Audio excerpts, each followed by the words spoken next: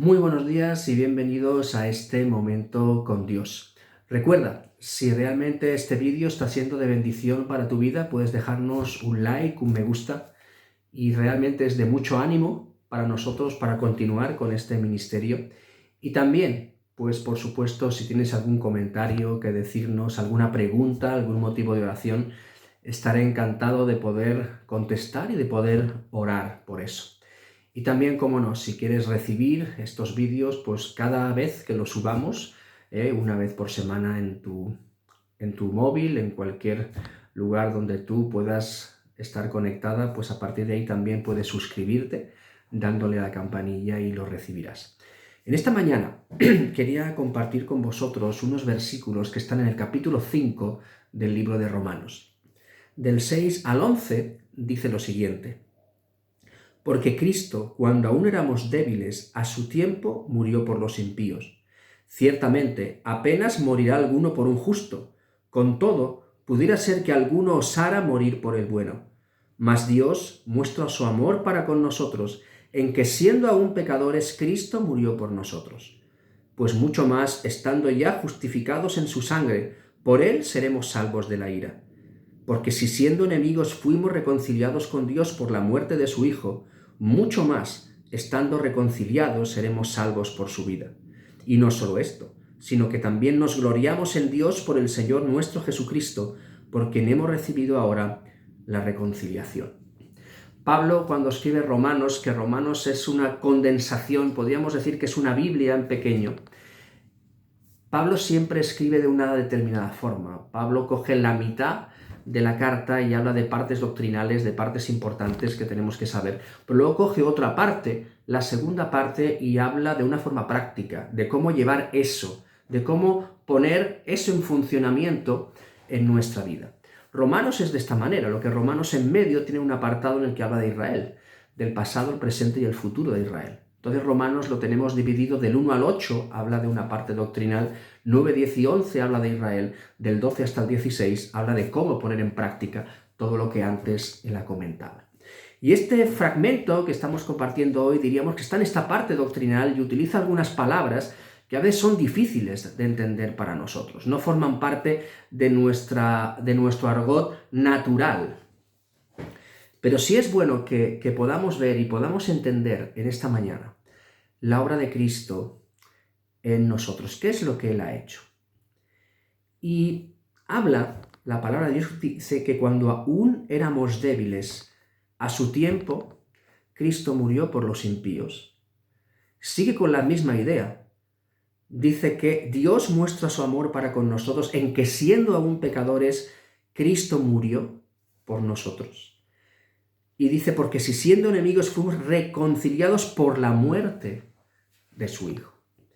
Y nos da tres ideas. Nos habla de débiles, nos habla de pecadores, nos habla de enemigos. Y estos son unos nombres que nos definen a cada uno de nosotros. Mirad, cuando nosotros no conocemos al Señor o no conocíamos al Señor, muchas veces nos pensamos que somos completamente libres de decidir, de hacer lo que nosotros queramos. Pero nos dice la Escritura que si alguno hace pecado, esclavo es del pecado, y nosotros no éramos tan libres, sino que éramos esclavos del príncipe de este mundo, del diablo Satanás, que es quien gobierna, que es quien instaura su forma de ser y de funcionar en este mundo, siempre contraria a la voluntad de Dios. Y ahí es donde nos tenía cautivos, donde nos tenía cogidos, fuera y destituidos de la presencia de Dios. Eso hace una persona, no una persona libre, no una persona fuerte, sino una persona débil, una persona controlada, una persona esclava. Y cuando estábamos en esta condición, dice que Cristo murió por los impíos, cuando aún éramos débiles. Y es muy curioso que habla ahora, dice, ciertamente, alguno apenas morirá por un justo, con todo pudiera ser que alguien osara morir por el bueno. Y a mí me gustaría hacerte una pregunta en esta mañana. ¿Por quién morirías tú? Hace muy poco, en esta semana, dentro del ministerio de enseñanza y predicación en diferentes lugares que el Señor nos ha dado, estaba compartiendo con unos hermanos y era un grupo no muy grande, lo que hacía fácil el tener una conversación. Y yo les pregunté, ¿por quién morirías tú? Tenían que pensárselo mucho y algunos dirían, bueno, los más dirían, yo moriría por mis hijos. Yo moriría igual por mi mujer o por mi padre, por alguien muy allegado, pero muchos no se atrevían ni a decir por quién iban a morir, porque sin duda era entregar todo, no algo que ellos tuvieran, de lo que podían desprenderse, sino de su propia vida. Y dices, pero es cierto, y yo les pregunté, muy bien, tú morirías por tu hijo, pero te quiero hacer una pregunta, ¿tú morirías por alguien que te hace la vida imposible? Y la respuesta fue al unísono y realmente la misma, no, no. ¿Por qué? Porque podemos pensar que aquel que nos hace daño, que aquel que está siempre ahí con nosotros, está provocándonos, está ahí, no merece que yo muera por él. Pero eso es lo que define lo que Cristo hizo.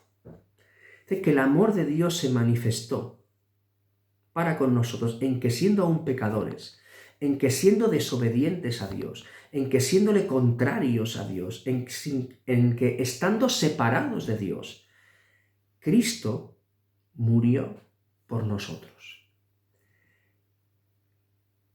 Y luego surgió otra pregunta. Y son preguntas que te hago a ti para que tú también puedas contestar. ¿Por quién morirías? ¿Morirías por alguien que va a por ti constantemente?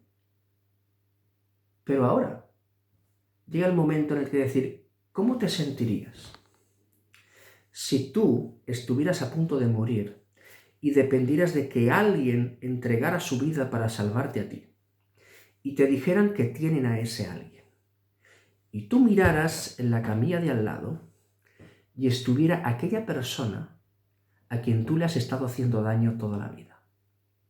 ¿Qué sentirías?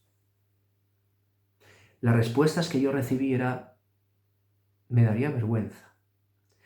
Y algo que yo escuché y repetidamente es que algunos me decían, me arrepentiría de todo el mal que le he hecho durante toda mi vida. Por esa prueba tan grande de amor. Incluso si aquel de quien tú has sido enemigo lo tuvieras al lado y estuviera entregando todo para salvarte a ti. En ese momento había unas caras de profundo dolor, de arrepentimiento, de decir, yo no podría aguantar pensar todo lo que le he hecho a esta persona. Lloraría, me arrepentiría, le pediría perdón. Y si miramos la palabra de Dios, cuando aceptamos el Evangelio, es arrepiéntete y cree en el Evangelio. Cuando conocemos realmente el amor de Dios, su sacrificio por nosotros, entendemos cuál ha sido nuestra posición con Él, solamente nos puede llevar a arrepentirnos, a que nos duela y a pedirle perdón. Contaba una historia con estos hermanos. Yo tengo un amigo, ya hace bastantes años, quizás estoy hablando de 15, 16 años atrás, no lo sé. Y es posible que él esté viendo este vídeo. Él tenía un problema grave en su hígado. Y yo leí un día en algún momento en su página de Facebook una noticia un poco rara, como si se estuviera despidiendo de la gente. Unos días más tarde recibí una noticia y decía, vamos a orar por esta persona porque tiene las horas contadas. Y si no se recibe un hígado corriendo, muy rápido va a morir. Yo recuerdo estar con mi hijo esa noche y ponernos a orar sin parar para que el Señor obrara un milagro. Luego Nos dormimos, nos acostamos y al día siguiente, a las 8 de la mañana, 9, yo recibí un mensaje. Y no quiero deciros que no lo abrí con cierto temor, pero el mensaje decía: tenemos un hígado, él está en el quirófano. Él era un chico muy grande, muy pesado, con un grupo sanguíneo muy raro. Y se tenían que dar una serie de coincidencias para que él pudiera salvarse. Primeramente, alguien tenía que morir.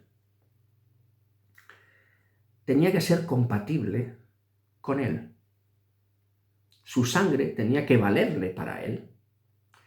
Y luego, sus padres, en un momento tan difícil, tenían que dar el consentimiento para que se utilizara lo suyo para salvar a otra persona.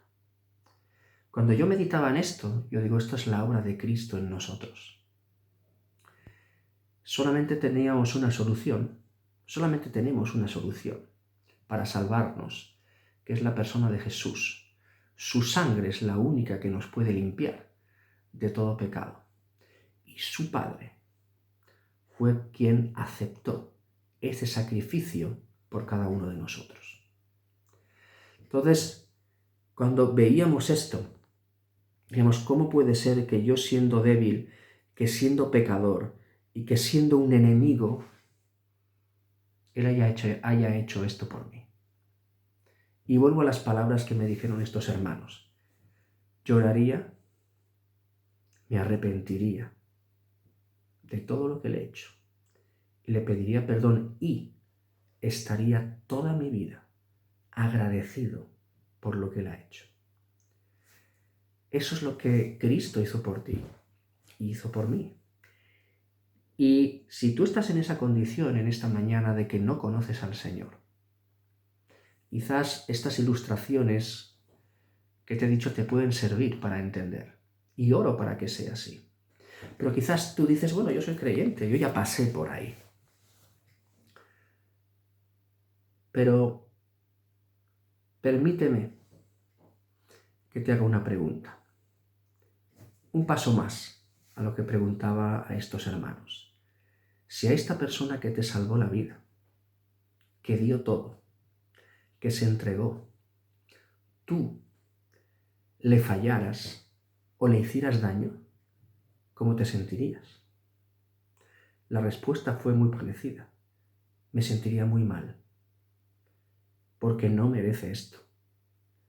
Merece que yo le honre, que yo esté con él, que yo le esté agradecido. No podría hacer eso. Y a la más mínima tendría que ir y tendría que pedirle perdón.